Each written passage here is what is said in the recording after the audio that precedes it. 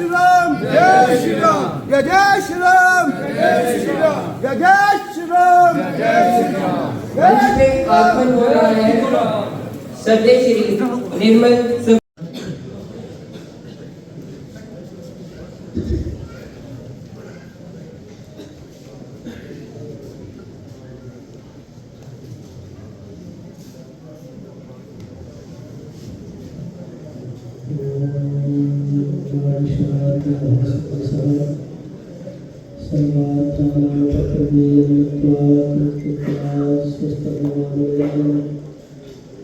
सदाशिवसमारम्भां शंकराचार्यमध्यमाम् अस्मदाचार्यपर्यन्तां वन्दे गुरुपरम्परां वन्दे श्रीगुरुपरम्पराम्।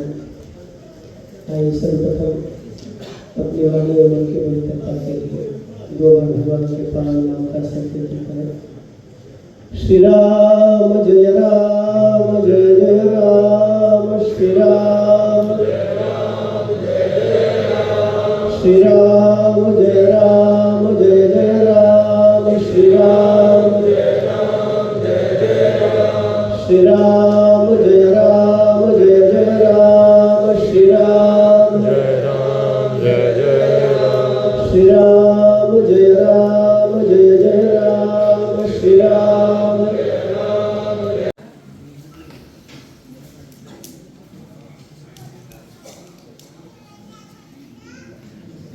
आज मीरा साहिब के इस कृष्णानगर क्षेत्र में राष्ट्रीय स्वयंसेवक संघ के शताब्दी समारोह के उपलक्ष्य में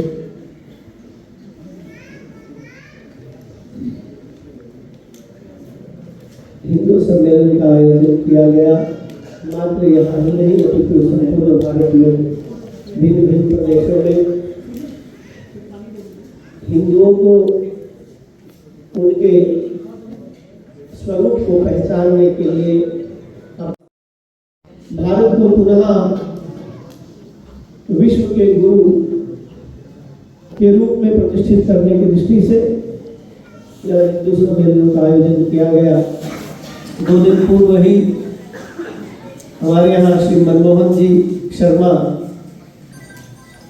यहाँ पहुंचे और उन्होंने कहा कि स्वामी जी इस प्रकार से मीरा साहिब के कार्यक्रम है।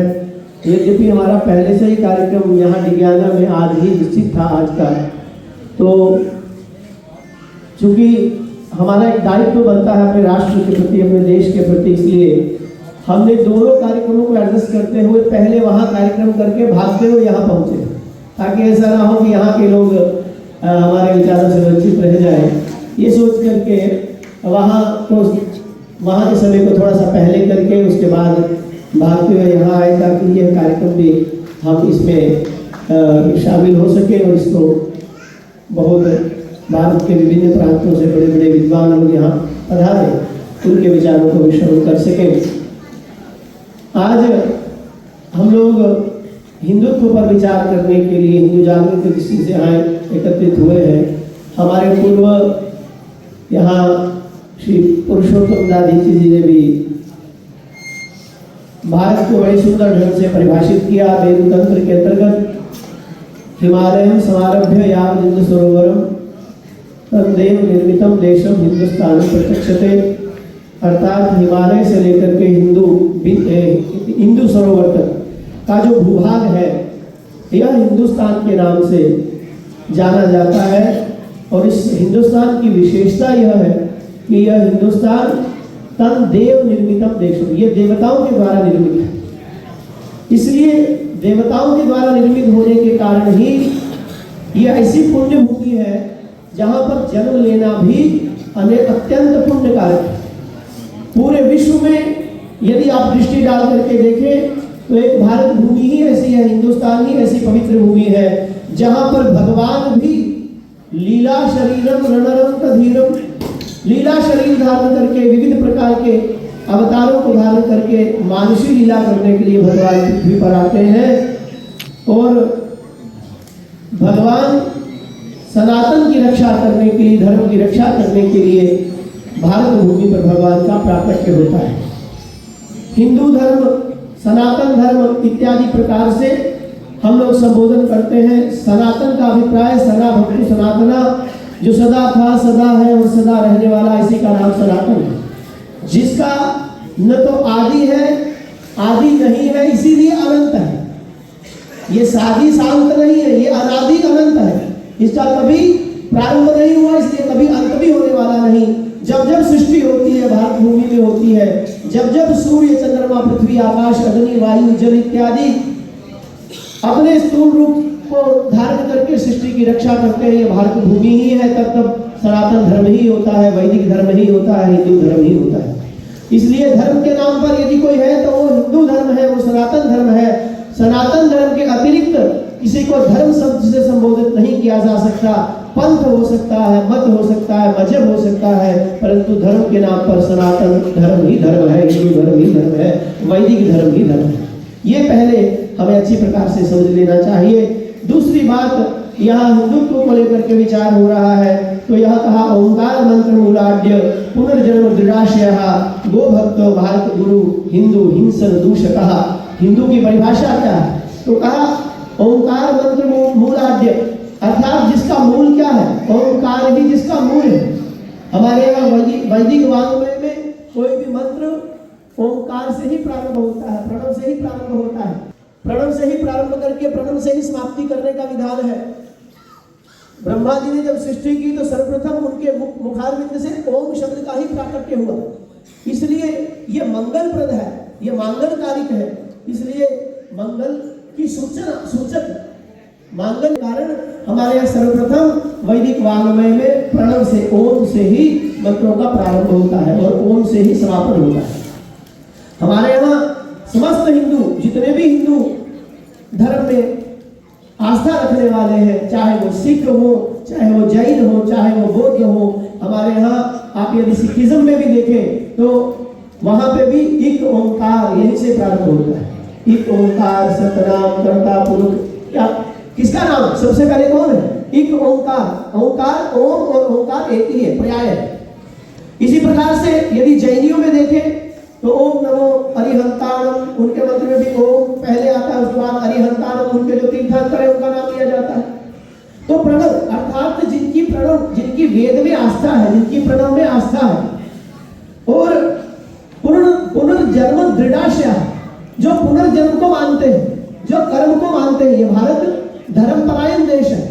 हमारे यहाँ हम लोग जो भी कार्य करते हैं वो इस जन्म में लाभ के हानि की दृष्टि से नहीं करते, अपितु मरने के बाद क्या होगा, हमारे इन कर्मों का क्या परिणाम होगा, अगले जन्म में क्या होगा, उसके बाद क्या होगा, अनंत जन्मों तक हम विचार करते हैं। तो हमारे यहाँ पुनर्जन्म है, पुनर्जन्म का विचार किया जाता है। यद्यपि नास्तिकों के यहाँ पुनर्जन्म नाम की कोई वस्तु ही नहीं है। उनके यहाँ तो कोई पुनर्जन्म होता नहीं, उनके यहाँ कोई धर्म होता नहीं, उनके यहाँ कोई पुण्य होता नहीं, उनके यहाँ कोई पाप होता नहीं। इसलिए वो लोग शास्त्रों को, वेदों को नहीं मानते।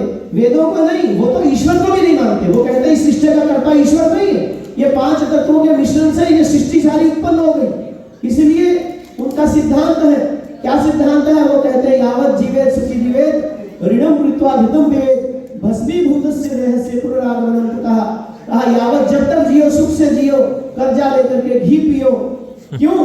क्योंकि भस्मीभूतस्य देहस्य पुनरागमनं कुतः, जो मर करके राख की ढेरी बन गया, इसका पुनः जन्म कैसे हो सकता है? ये कैसे नरक जाएगा, कैसे स्वर्ग जाएगा, कैसे वापस पृथ्वी पर आएगा? तो ये संभव नहीं है, ये सब कपोल कल्पना है, ये लोगों का मूर्ख बनाने का ढंग है। इस प्रकार से नास्तिकों का परिवार तो कहते यावत जीवित सुखी जीवित, जब तक जियो सुख से जियो। कैसे सुख से जियो? तो कहा ऋण लेकर के, ऋणम कृत्वा घृतम पिबेत, लोगों से कर्जा लेकर के घी पियो, चुकाने की जरूरत नहीं, लेके दिया, कमा के खाया, ऐसी की तैसी जगत में आया, लेकर किसी को देना नहीं और कमा के कभी खाना नहीं। आज भारत भूमि भी इसी अभिशाप को झेल रही है। ऐसे सिद्धांत वाले लोग भारत में आ गए हैं जो भारत वासियों के भाग को भी खा करके फिर भी अपने आप को शिरमौर समझ करके हम पर शासन करना चाहते हैं। तो हमारे यहाँ पुनर्जन्म दृढ़ाशय, पुनर्जन्म में जिनकी आस्था है, गोभक्त जो गाय को भारत का मूल मानता है, गाय सनातन धर्म की आधार है, गाय हिंदू धर्म की आधार है। इस गाय के बल पर ये भारत विश्व गुरु कहलाता था, क्योंकि इस भारत भूमि में गाय के दूध की नदियां बहती थी। हमारे यहाँ भगवान भी गाय के नाम से गोपाल कहे जाते थे। आज जिस भूमि पर गाय के दूध की नदियां बहती थी, आज उस भारत में अमूल दूध पीता है इंडिया। ये दुर्भाग्य है इंडिया का, जहां का बच्चा बच्चा गाय का दूध पीता था, माखन खाता था। भगवान कृष्ण जो है गोपाल की लीला करते थे, माखन चोरी की लीला करते थे। आज कौन गोपाल कहलाएगा, कौन माखन चोर कहलाएगा? न रही बांस न बजेगी बांसुरी, गाय ही समाप्त हो गई।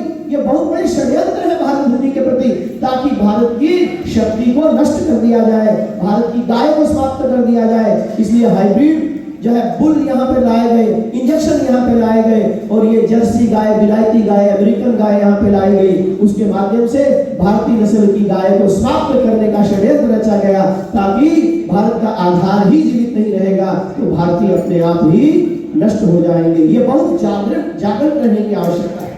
तो भारत हिंदू दूषिता का, हिंदू हिंसन दूषिता का, हिंदू की मुख्य पहचान क्या का? हिंसन दूषिता, अर्थात हिंदू हिंसावादी नहीं है, हिंदू हिंसावादी नहीं है, हिंदू अहिंसक है। कैसा अहिंसक है? क्या महात्मा गांधी जैसा अहिंसक है कि कोई एक गाल पर थप्पड़ मारे और दूसरी गाल आगे कर दी जाए, इस पर भी थप्पड़ मारो? ये हिंसा का लक्षण नहीं है। यद्यपि हमारे यहाँ शास्त्रों में भी हिंसा की परिभाषा की गई, महाभारत में भी यदि हिंसा को लेकर के विचार करें तो मां हिंस्यात् सर्वभूतानि, महाभारत में भी कहा गया कि हमारे यहाँ शास्त्रों में मां हिंस्यात् सर्वभूतानि, किसी भी प्राणी की हत्या नहीं करनी चाहिए, किसी भी जीव की हिंसा नहीं करनी चाहिए। चींटी को मारना भी हमारे यहाँ पाप माना जाता है। चींटी नहीं, किसी घास के तृण को बिना प्रयोजन के तोड़ना भी हमारे यहाँ पाप माना जाता है। पर जहां मां हिंस्यात् सर्वभूतानि कहा जाता है, वहां पर ही ये भी कहा गया कि यदि कोई आतताई आकर के आ जाए, आतताई बनकर के आ जाए, तो कहा आतताई मायान्ता हन्यादेव अभिचारेण, कोई आतताई बन के आ जाए तो उसको मारने में कोई संकोच नहीं करना चाहिए, उसको मारने में कोई पाप नहीं लगता। वो आतताई कौन है? तो हमारे यहाँ आप लोग गीता तो बहुत लोग जानते होंगे, बहुत लोग पढ़ते भी होंगे, पर गीता को खाली हमने नाचने का केंद्र बना लिया, गीता को खाली गाने का केंद्र बना लिया। गीता के माध्यम से, गीता मात्र भगवान कृष्ण के युग में ही प्रासंगिक नहीं थी, गीता की प्रासंगिकता वर्तमान काल में अत्यधिक बढ़ गई है।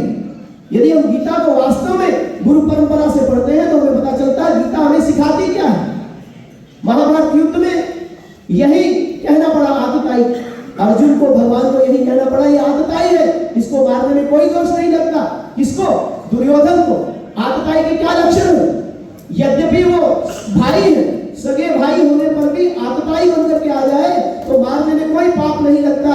यद्यपि मां हिंस्यात् सर्वभूतानि सिद्धांत है, किसी की हिंसा, जीव को नहीं मारना चाहिए, तथापि यदि कोई हिंसक होकर आ जाए, आतताई बनकर आ जाए, उसको मारने में कोई पाप नहीं लगता। तो कहा आतताई क्या है, आतताई के लक्षण क्या है? तो कहा आतताई के लक्षण बताए। आतताई के 6 लक्षण है। कौन से? पहला है अग्निदो, है पहला है अग्निदो, अर्थात किसी को अग्नि में जला करके मारने वाला। जो किसी को अग्नि में जला करके मार दे वो आतताई कहलाता है। ऐसे व्यक्ति को मारने में कोई पाप नहीं लगता। अग्निदो बताइए कहाँ हो रहा है ये? अग्नि में जलाने की घटनाएं कहाँ हो रही है? अभी महाराज श्री ने पूर्व में अभी बताया कि बांग्लादेश में देखो क्या हुआ, जीवित हिंदुओं को मार करके उनको वृक्ष से टांग दिया गया और अग्नि से जला दिया गया। जलाया गया क्या नहीं? यद्यपि ये महाभारत का प्रसंग है। महाभारत में क्या हुआ? 5 पांडवों को राक्षस में जला करके मारने का षड्यंत्र हुआ कि नहीं हुआ? तो अग्नि से जो जला के मारने वाला है वो आतताई कहलाता है, उनको मारने में पाप नहीं लगता। आप कश्मीर में क्या हुआ? कितने लोगों को, कितने हिंदुओं को जला करके मार दिया गया। पूरे भारत में कितने हिंदुओं को जला करके मारा जा रहा है? कौन देखने वाला है? क्या आप जागरूक हैं? क्या हिंदू सम्मेलन के माध्यम से हिंदुओं की रक्षा हो जाएगी? विचार का विषय है। तो ये सिद्धांत जब तक हम नहीं जानेंगे, अपने अधिकारों को जब तक हम नहीं पहचानेंगे, अपने कर्तव्यों को जब तक हम नहीं पहचानेंगे, तब तक हिंदुत्व की रक्षा करना अत्यंत कठिन है। तो अग्नि दो, जो अग्नि में जला करके मारने वाला वो आतताई कहलाता है, उसे मारने में कोई पाप नहीं लगता। अग्नि दो गंधश्चैव, जो विष खिला करके मारने वाला, जहर खिला करके मारने वाला है, उसको भी आतताई कहते हैं। महाभारत के अनुसार क्या किया था दुर्योधन ने? भीम को विष खिला करके मारा था कि नहीं? पानी में डाल दिया था। यद्यपि वो नीचे नागलोक में चला गया, वहां नागों ने उनको वापस पृथ्वी पर आ गया, पर मारने का, विष पिला करके मारने का प्रयत्न तो किया गया था। इसलिए भगवान ने कहा देख ये दुर्योधन आतताई है, यद्यपि तेरा भाई है तथापि आतताई होने पर इसको मारने में कोई पाप नहीं लगता। आज तो भाई नहीं है, आज तो भाई नहीं है, भाई चारा है। हम लोग चारा हैं और वो भाई है। हम लोग उनके चारा बनते जा रहे हैं। वो खाते खाते कहां से कहां तक आ गए, हम सिमटते सिमटते कहां तक सिमट गए। अभी भी हम जाग नहीं रहे, अभी भी हम सावधान नहीं हो रहे। तो अग्निदो गर्भश्चैव शस्त्र पानी धनापहा, शस्त्र पानी मैंने हाथ में शस्त्र लेकर के जो काटने के लिए आ जाए, मारने के लिए आ जाए, क्या होगा, पूरा कश्मीर खाली हो गया। खाली हुआ कि नहीं? अभी कुछ वर्ष पहले की बात है, पूरा कश्मीर मार मार के काट करके खाली किया गया कि नहीं? उनकी लड़कियों को जबरन जो है लव जिहाद के अंतर्गत उनकी लड़कियों को जबरन अपने घर में रखा गया और पुरुषों को मार दिया गया। जो प्राण बचाकर बच पाए वो भारत के कोने कोने में बिखरे पड़े। कौन पूछ रहा है, कौन जानता है हिंदू की क्या दुर्दशा हो रही, समझाइए। तो अग्निदो गर्भश्चैव शस्त्र पानी धनापाश, शस्त्र लेकर के जो मारने के लिए आ जाए, क्या नहीं मार, महाभारत में शस्त्र लेकर के उद्यत हुए थे मारने के लिए। शस्त्र पानी धनापहा, जो किसी के धन का हरण कर लेता है, किसी के धन का हरण कर ले उसे भी आतताई कहते हैं। कि आपकी धन संपत्ति को नहीं लूटा जा रहा? कश्मीर में क्या धन नहीं गया हिंदुओं का? असम में क्या धन नहीं गया हिंदुओं का? बंगाल में क्या धन नहीं गया हिंदुओं का? तो शस्त्र पाणी धनापहा क्षेत्र दारापहर्ता, जो किसी की संपत्ति का हरण कर लेता, किसी की जमीन जायदाद को जबरदस्ती नाजायज ढंग से अपनी बना लेता है। क्या हुआ कश्मीर में? जैसे हिंदुओं को मारा गया, संपत्ति कहां गई, किसके पास गई?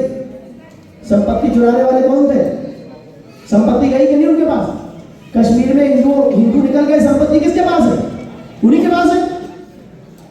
इसी प्रकार से महाभारत में संपत्ति का हरण किसने किया? दुर्योधन ने। यद्यपि पांडवों ने तो यही कहा कि 5 गांव, भगवान कृष्ण ने शांति दूत बन के कहा खाली 5 गांव दे दो, युद्ध नहीं होगा। उसने कहा 5 गांव नहीं, सुई की एक नोक के बराबर भी जमीन नहीं दूंगा। तो क्षेत्र हरता अर्थात किसी की संपत्ति, किसी की जमीन जायदाद को अपना बलपूर्वक अन्यायपूर्वक अपना बनाने वाला भी आतताई होता है, उसको मारने में भी कोई पाप नहीं लगता।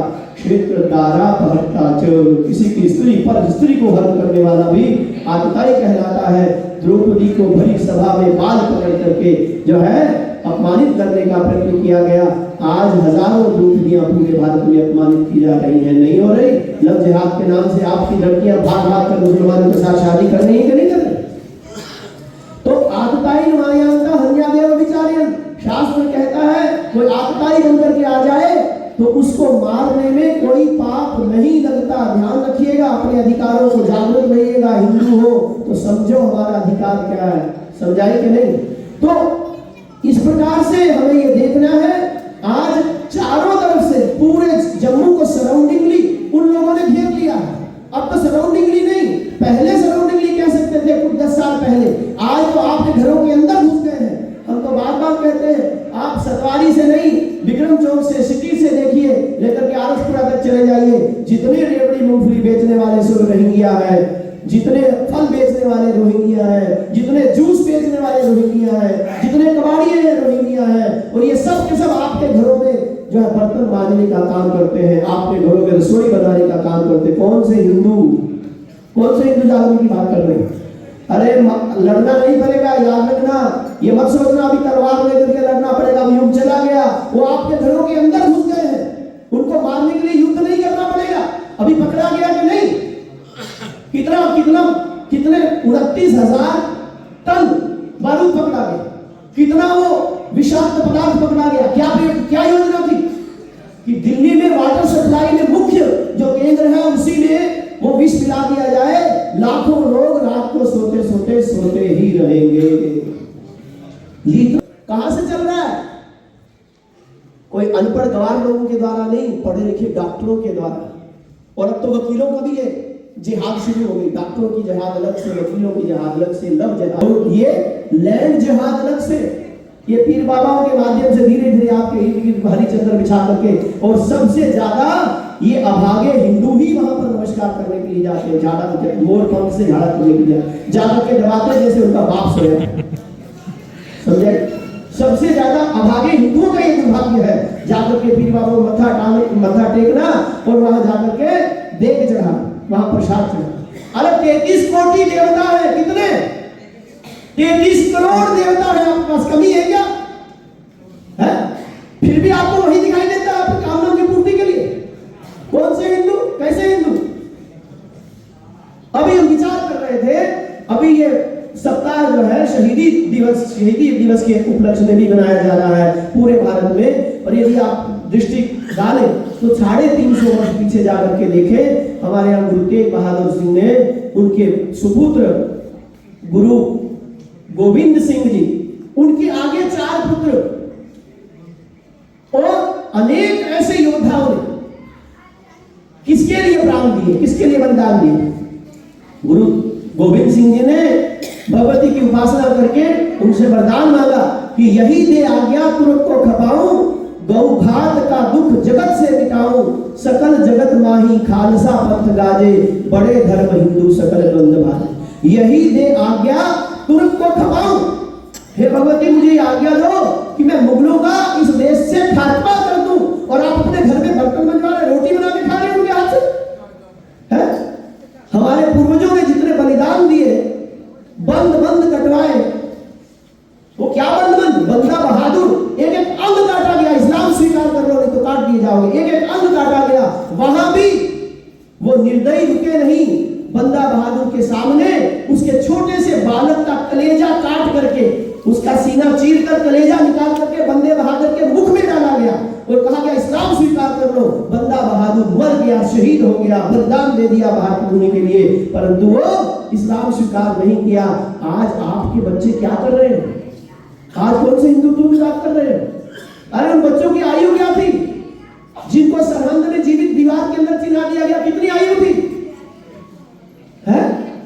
7 साल और 9 वर्ष, 7 वर्ष और 9 वर्ष की आयु बच्चे अपने धर्म की रक्षा के लिए तिलक जंजू राखा प्रभुता का, तिलक और जनेऊ की रक्षा के लिए जो प्रभुत्व के प्रतीक हैं, जो सम्मान के प्रतीक हैं, तिलक और जंजू की रक्षा करने के लिए 7 और 9 वर्ष के बालकों ने अपने जीवन का बलिदान दे दिया, मुस्कुराते हुए, हंसते हुए।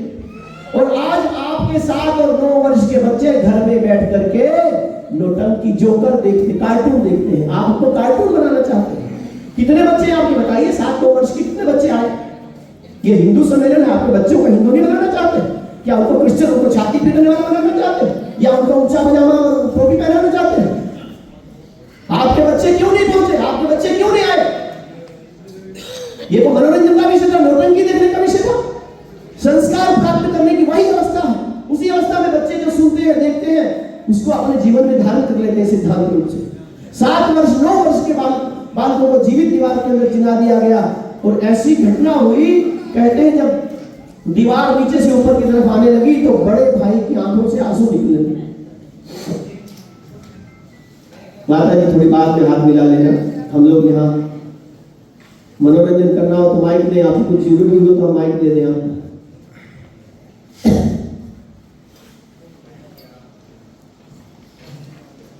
7 और 9 वर्ष के बालकों में से जब दीवार से नीचे से ऊपर की तरफ चढ़ाई करते हुए आए, तो जब दीवार छोटे भाई की गर्दन तक, नाक तक पहुंची तो बड़े भाई की आंखों से आंसू आ गए। तो छोटे भाई ने कहा कि भाई क्या आप कायर हो, कमजोर हो, क्या आप डर गए हो, भयभीत हो गए, कहीं आपने मन तो नहीं, मानस तो नहीं बदल दिया? क्या बात है, आपकी आंखों में आंसू क्यों? तो बड़े भाई ने कहा नहीं भैया, मैं तो कायर नहीं, एक नहीं, ऐसे अनेक जन्म यदि सनातन धर्म के लिए, हिंदू धर्म के लिए बलिदान करने पड़े तो वो भी हमारे लिए कम है। हम बड़े गर्व से सनातन धर्म के लिए अपने प्राण निछावर करेंगे। मैं इसलिए, मेरे आंखों से आंसू नहीं बह रहे कि मुझे जो है बलिदान देना पड़ रहा है, आंसू इसलिए बह रहे हैं कि धर्म के नाम पर, राष्ट्र के नाम पर, देश के नाम पर प्राण निछावर करने का प्रथमतया अधिकार मेरा है, क्योंकि मैं बड़ा भाई। पहले मुझे जाना चाहिए था, पर दुर्भाग्य से इन अभागों ने ऐसी विधा चुनी है कि दीवार में चुना करके मार रहा है, इसलिए तू पहले जा रहा है। तो जो अधिकार मेरा बनता था वो अधिकार तू ले रहा है, इसलिए मेरी आंखों से आंसू। आप थोड़ा विचार करके देखें कि 7 और 9 वर्ष के बालकों का चिंतन देखो। ऐसे महापुरुषों के बलिदान के कारण आज हम यहाँ पर बैठ के हिंदू सम्मेलन कर रहे हैं। यदि उन्होंने बलिदान नहीं दिया होता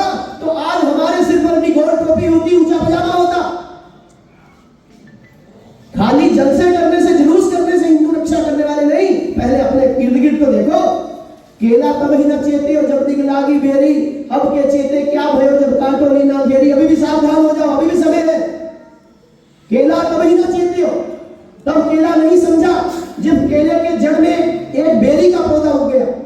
केले ने सोचा ये तो बेरी का पौधा छोटा सा है, मेरा क्या बिगाड़ेगा। परंतु जैसे ही बेर का पौधा बड़ा होना शुरू हुआ, पत्तों के साथ साथ क्या होता, पत्तों के साथ क्या निकलता है, बेरी के पेड़ कांटे। बेर तो बाद में लगते हैं, बेर की चिंता छोड़ दो, बेर नहीं आने वाला, कांटे उगते। और जैसे ही हवा चलती है, बेरी हिलती है, तो कांटे किसको लगते हैं?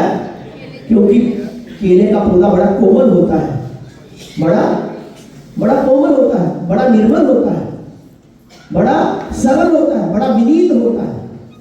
इसलिए और यहां तो कहते हैं नंगों से खुदा भी डरता है, इनका क्या लेना देना, इनका क्या बिगड़ने वाला।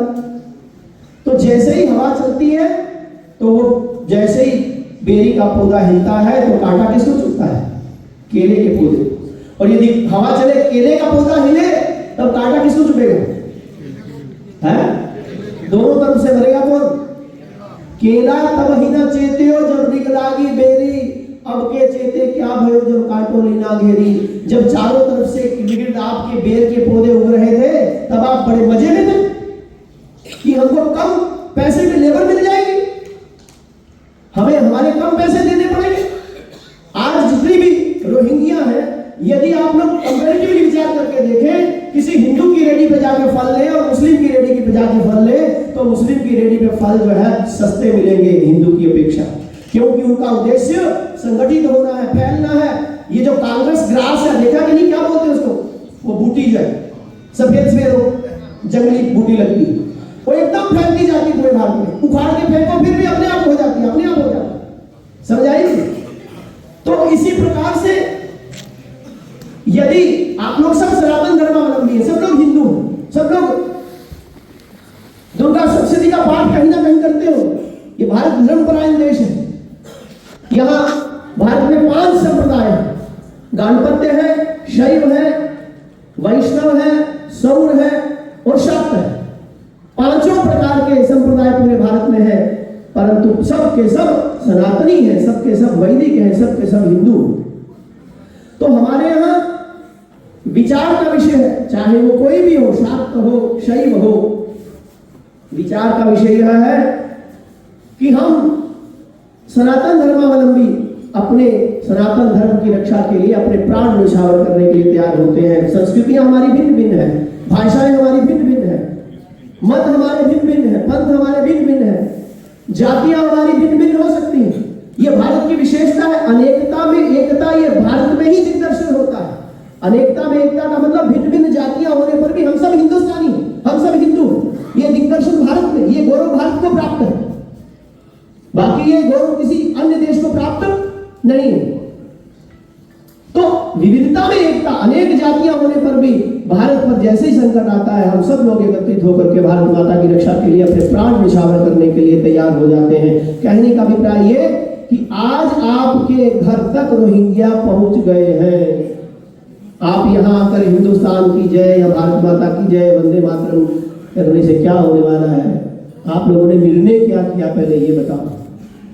हिंदुत्व की रक्षा के लिए, भारत माता की रक्षा के लिए, राष्ट्र की रक्षा के लिए निर्णय क्या लिया? आपके लिए राष्ट्र की रक्षा प्रथमतया महत्वपूर्ण है या पैसा ज्यादा महत्वपूर्ण है? आपके घरों में रोहिंग्या की राज पर रह रहे हैं कि नहीं रह रहे? आपने झुग्गी झोपड़ियां बना के दी कि उनको, रह रहे हैं कि नहीं रह रहे? आपके घरों में आते हैं कि नहीं जाते? आपके घरों में पानी भरते हैं कि नहीं? आपके घरों के बर्तन मांजते हैं कि नहीं? आप घरों में रोटियां बनाते हैं कि नहीं? उनके लिए मारना आप लोगों के लिए युद्ध करने के बराबर नहीं। युद्ध नहीं कर सकते अभी हम, युद्ध करने की स्थिति में नहीं। कौन कहता है हिंदू युद्ध करने की स्थिति में? बताओ। आधे से ज्यादा हिंदू तो चिट्टों के चक्कर में पड़ा है। आपकी ज्यादा युवा पीढ़ी तो चिट्टा खा करके बेहोश पड़ी है नालियों में। कौन से हिंदुत्व की बात कर रहे? बताओ। हम यदि झूठ कह रहे हैं तो बताओ क्या दुर्दशा इस समय वर्तमान क्षेत्र में। एक एक घर में, 2 घर छोड़ दो, तीसरे घर में एक ना एक युवा चिट्टा खाने वाला मिल जाएगा, अफीम खाने वाला मिल जाएगा, गांजा पीने वाला मिल जाएगा। कैसे सनातन धर्म की, कैसे हिंदू धर्म की रक्षा करोगे? उसमें से जो बच गए हैं वो लोग आशिकी के चक्कर में पड़े हैं, कुत्तों की तरह गलियों में लड़कियों के पीछे घूम रहे हैं। वो लोग इसी में घूम रहे हैं, इसी में अपना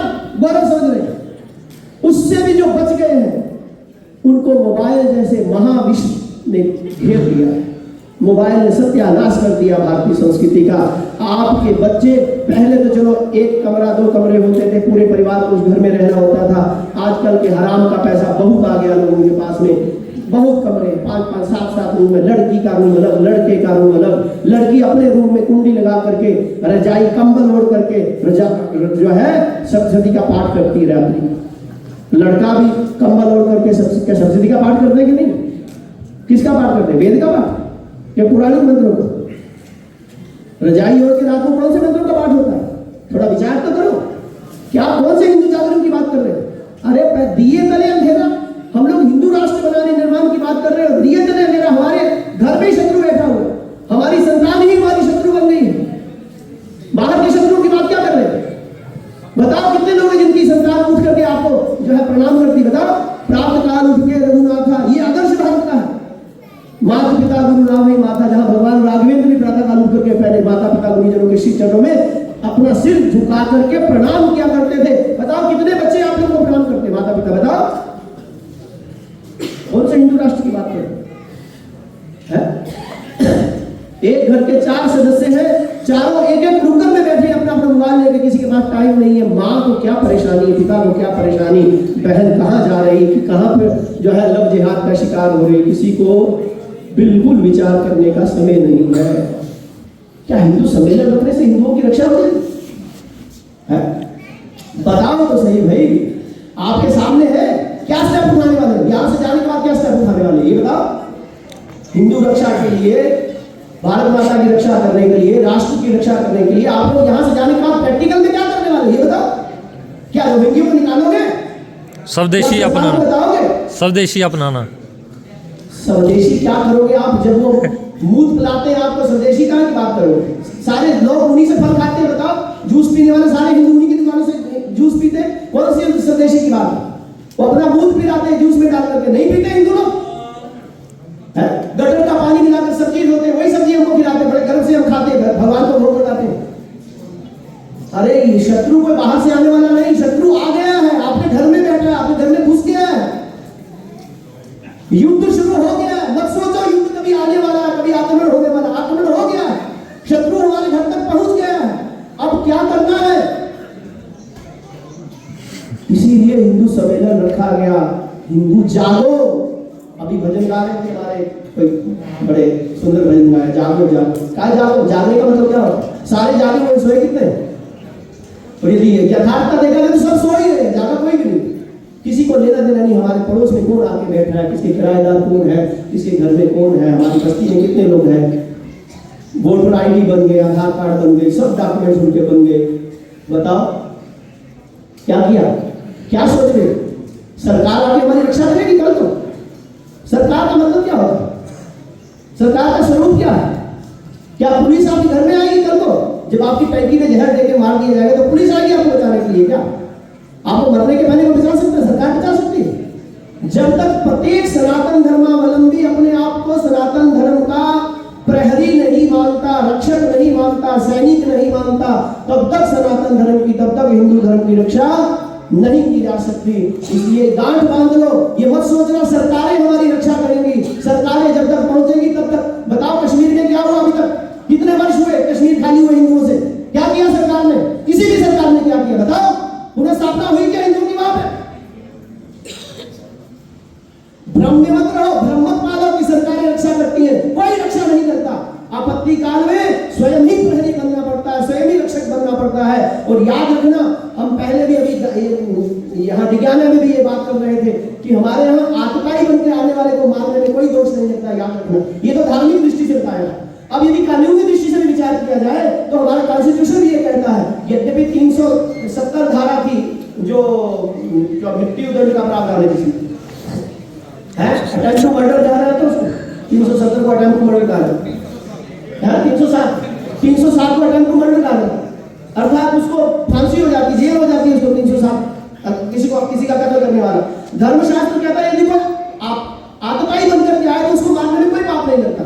हमारा कानून में भी अमेंड हुआ और कानून ये कहता है यदि कोई सेल्फ डिफेंस के लिए किसी को मार देता है तो उस पर 307 का मुकदमा नहीं लगता। यदि 307 धारा भी बदल गई वर्तमान कॉन्स्टिट्यूशन में, उसका कोई और अमेंड करके दूसरा धारा दे दी गई है। परंतु यदि कोई सेल्फ डिफेंस में आप किसी को मार देता है, मानो आपको मारने के लिए आ ही जाए, कत्ल करने के लिए आ ही जाए, तो क्या आप हाथ जोड़ के करोगे गांधी की तरह कि इस काल में मत मारना, इधर मारना भैया है? और ये भी ध्यान रखना, ये मत सोचना कि यूं मार के चले जाएंगे, यूं नहीं मारेंगे। वो धीरे से पकड़ेंगे, लिटाएंगे, फिर आयत पढ़ेंगे और फिर धीरे धीरे चलाएंगे, धीरे धीरे आयत पढ़ते पढ़ते धीरे धीरे एक एक नस काटेंगे आपकी। समझाई कि नहीं? इसलिए मत सोचना कि बच जाओगे। तो इसलिए सेल्फ डिफेंस में यदि किसी को मारते हो तो आपके पास आप जो है वो अटेम्प्ट टू मर्डर नहीं माना जाता। तो सावधान हो जाओ, अपने अधिकारों को समझो, जागरूक हो जाओ और समझने का प्रयास करो। अरे आप करोगे क्या? कौन सा हिंदू जादू? आपके घर में छोटी सी लाठी नहीं है, आपकी तलवार, आपका चक्कू भी नाक नहीं काटता, ये स्थिति है। वो लोग कहीं भी कोई जलसा जुलूस करते हैं, उनके घरों में पहले पत्थर देखो, उनकी मस्जिदों में पत्थर देखो, कितने पत्थर कहां से आते हैं? एकाएक पत्थर। क्या योजनाबद्ध तरीके से नहीं चल रहे? आपके पास कौन सी योजना है? कल को हमला हो जाए, कल को आक्रमण हो जाए, आपके पास कौन सी योजना? आपके घर में क्या रखा है आपकी रक्षा के लिए? बताओ पहले। गवर्नमेंट ने गन के लाइसेंस कैंसिल कर दिए, आप अपनी रक्षा के लिए गन नहीं ले सकते। आपके बच्चों को विदेशों में जाना है, आधे से ज्यादा बच्चे चिट्टे में डूब रहे हैं, बाकी लड़कियों को पीछे घूम रहे हैं, कुछ मोबाइल लेके पागल हो रहे हैं। कैसे रक्षा करोगे? समझ आएगी? इसलिए जागरूक होने का अभिप्राय है हम अपने मूल को पहचानें। जो आज तक हमारी रक्षा तभी हो पाई जब तक हम अपने जागरूक रहकर अपने मूल को हम पहचानते रहे। देखिए फूल, गुलाब का फूल कितना सुंदर होता है, कितने रूप सुंदर होता है, सुगंध सुंदर होती है, और कब? जब तक वो अपने मूल से जुड़ा रहता है। वही गुलाब के फूल को तोड़ दिया जाए, देखते देखते उसकी सुगंध भी समाप्त हो जाती है, उसका रूप भी समाप्त हो जाता है। तो हम लोग सनातन धर्मावलंबी अपने धर्म रूपी मूल से जुड़े रहे, तभी हमारी सुगंध भी है, तभी हमारे रूप लावण्यता भी दिखाई देगी। अन्यथा ये गर्व में मत रहो कि कुछ बात है कि हस्ती मिटती नहीं हमारी, ऐसी कोई बात नहीं है। हस्ती मिट रही है, कहां से गांधार से होते होते यहाँ आ गए, कश्मीर भी खाली हो गया, यहाँ से भी निकाले जा रहे हैं, अरुणाचल प्रदेश भी जा रहा है, असम भी जा रहा है, फिर भी आप कह रहे कुछ बात है कि हस्ती मिटती नहीं हमारी। कहां सो रहे? हस्ती नहीं मिट रही आपकी। अरे अब तो आपके जम्मू में भी घुस गए, पहले तो कश्मीर में थे, अब जम्मू चारों तरफ से घेर लिया गया मुसलमानों के द्वारा। नहीं घेरा, आपने घर में रोहिंग्या घुस गए, अभी भी कहते कोई बात है कि हस्ती मिटती नहीं हमारी। अरे जब मिट जाएगी तब क्या करोगे? मरने के बाद कौन जागेगा? अभी समय है, ये हिंदू सम्मेलन का यही उद्देश्य है, हिंदू संगठित हो। यद्यपि हमारे यहाँ वर्णाश्रम ईश्वर को प्राप्त करने का साधन है, तथापि जब भारत पर संकट आ जाए, वर्णाश्रम पर संकट आ जाए, गाय पर संकट आ जाए, किसी अबला स्त्री पर संकट आ जाए, राष्ट्र पर संकट आ जाए, तो हम किसी भी वर्ण के क्यों ना हो, किसी भी जाति के क्यों ना हो, सभी हिंदुओं को संगठित होकर के सर्वप्रथम अपने राष्ट्र की रक्षा करने के लिए अपने प्राणों को न्यौछावर करने में भी संकोच नहीं करना चाहिए, और किसी के प्राण लेने में भी संकोच नहीं करना चाहिए। कब तक हम प्राण देते ही रहेंगे? अब प्राण देने का समय नहीं, अब प्राण लेने का समय है। अब अपनी एक एक बूंद बहाने का समय नहीं, अब शत्रु की एक एक बूंद बहाने का समय है। सब जाकर के हिंदू राष्ट्र की रक्षा की जा सकती है, तब तक एक गांव के चक्कर खाने दूसरी आगे करेंगे। तो इसलिए पूर्व वक्ताओं ने बड़े अच्छे ढंग से आप सब लोगों को समझाई दिया है। समय की मर्यादा है, अधिक न कहते हुए अपनी वाणी को विराम। और दधीची जी की एक बात मैं जरूर कहना चाहूंगा कि दधीची जी जो बड़े चिंतित थे कि हमारे यहाँ भारतीय परंपरा थी कि महात्मा को कोई प्रणाम किया करता था तो महात्मा आशीर्वाद दिया करते थे, अष्टपुत्रा सौभाग्यवती भव, अर्थात 8 पुत्रों वाली सौभाग्यवती भव। ये हमारे यहाँ इतिहास है। महात्माओं को प्रणाम करता था तो महात्मा आशीर्वाद देते थे, अष्टपुत्रा सौभाग्यवती भव, 8 पुत्रों वाली सौभाग्यवती हो। पर आज 8 पुत्रों वाली सौभाग्यवती कहां पे? ऐसा षड्यंत्र चला है कि आज बच्चा बिना ऑपरेशन के पैदा ही नहीं हो सकता। ये बहुत बड़ा षड्यंत्र, ध्यान रखना। ये मत सोचना कि कोई प्राकृतिक आपके ऊपर आपदा आई, नहीं, ये बहुत बड़ा षड्यंत्र है डॉक्टरों के माध्यम से कि बिना ऑपरेशन के बच्चा पैदा ही नहीं किया जा सकता। पहले दाइयां बच्चे पैदा करती थी, कितने बच्चे मरते थे भाई, कितनी माताएं मरती थी बताओ, और रेशो निकाल कर देख लो आज कितनी रक्षा होगी माताओं की, कितने बच्चों की रक्षा होगी। ये षड्यंत्र है। जैसे पहले भारतीयों को नपुंसक बनाया गया, बलपूर्वक उनको जो है नसबंदी की गई, वैसे ही डॉक्टरों के माध्यम से आज स्त्रियों को बाज बनाने की विधा चल रही है। ऑपरेशन करो ताकि ज्यादा बच्चे पैदा ना कर सके, अपने आप हिंदू मारे गए। बताओ कितनी मुसलमान औरतें जाती ऑपरेशन करवाने, बताइए। और उनके 20-20 बच्चे। एक बार हम राजौरी गए, नौशहरा में एक बार हम रुके, तो वहां एक सज्जन मिले, मुस्लिम थे। मैंने उसको पूछा कि बताओ दादा कितने बच्चे हैं? कहने लगा महाराज हमारे परिवार में कुल मिला के हम 85 सदस्य हैं। 3 भाई हैं, 85। ये नौशहरा की बात, 3 भाई है, 85 लोग हैं। एक कुंभे में 3 भाइयों में 85 लोग हैं, और आपके बच्चा एक ही अच्छा। और आज तो ये कांसेप्ट भी समाप्त हो गया, एक बच्चे का कांसेप्ट भी समाप्त हो गया, क्योंकि टीवी देख के अनुपमा देख के माताओं की भारतीय नारी की भी बुद्धि भ्रष्ट हो गई।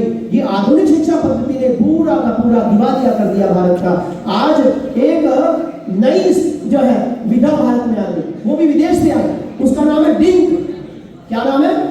डिंक। डिंक किसे कहते हैं? डिंक का मतलब है DINK, डिंक मैंने double income no kid. Income double होनी चाहिए, अर्थात दोनों नौकरी करेंगे, पति पत्नी दोनों नौकरी, दोनों को कमाना है, परंतु बच्चा पैदा नहीं करना, क्योंकि कौन बच्चों की जिम्मेवारी संभाले, कौन इनके लिए रोए, इनको पाले पोसे, अपना जीवन खराब करे। इसलिए डबल इनकम नो किड, पैसा डबल चाहिए, it sit and B Mary, पशुओं की तरह खाओ पियो और भगो, बस यही जीवन का उद्देश्य रह गया है। ऐसे उद्देश्य से हिंदुत्व की रक्षा नहीं की जा सकती। इसलिए ध्यान रखो, अपने बच्चों को संस्कारों से जोड़ो, अपने घर में महाभारत का पाठ करो, रामायण का पाठ करो, बच्चों को पढ़ाओ। और यदि वास्तव में मरने के बाद प्रेत योनि से बचना चाहते हो, जीते जी वृद्धाश्रम से जाने से बचना चाहते हो, तो अपने घर में 8 बजे के बाद नियम लगा दो, घर में कोई भी घर का सदस्य हो हाथ में फोन नहीं रखेगा, सबके सब फोन जमा करवा दो, और एक पूरा परिवार संयुक्त बैठ करके कोई धार्मिक चर्चा करो, बच्चों से बातचीत करो, बच्चे क्या करते हैं, क्या देखते हैं, क्या सुनते हैं, क्या सोच रहे हैं, क्या चिंतन कर रहे हैं, क्या खाते हैं, कहाँ जाते हैं, किससे मिलते हैं, किससे नहीं मिलते, बैठ करके विचार करो। कम से कम महाभारत का 1 पृष्ठ रोज पढ़ो, रामायण का 1 पृष्ठ रोज पढ़ो, तब जा करके हम अपने मूल से परिचित होंगे, अपने मूल से जुड़ेंगे, और हम अपने अधिकारों को पहचान करके सनातन की रक्षा, हिंदुत्व की रक्षा करने के लिए सफल हो पाएंगे। ऐसी भगवान विश्वनाथ के श्री चरणों में प्रार्थना करते हुए वाणी को विराम। श्री राम जय राम जय राम, श्री राम श्री राम जय राम जय राम, श्री राम श्री राम जय राम जय राम, श्री राम। धर्म की अधर्म का, प्राणियों में विश्व का, गौ हत्या, गौ माता की, यति जगत चूड़ामणि धर्म सम्राट स्वामी श्री कृपात्री जी महाराज की, भारत माता की, संत समाज की। नमः पार्वती पतये।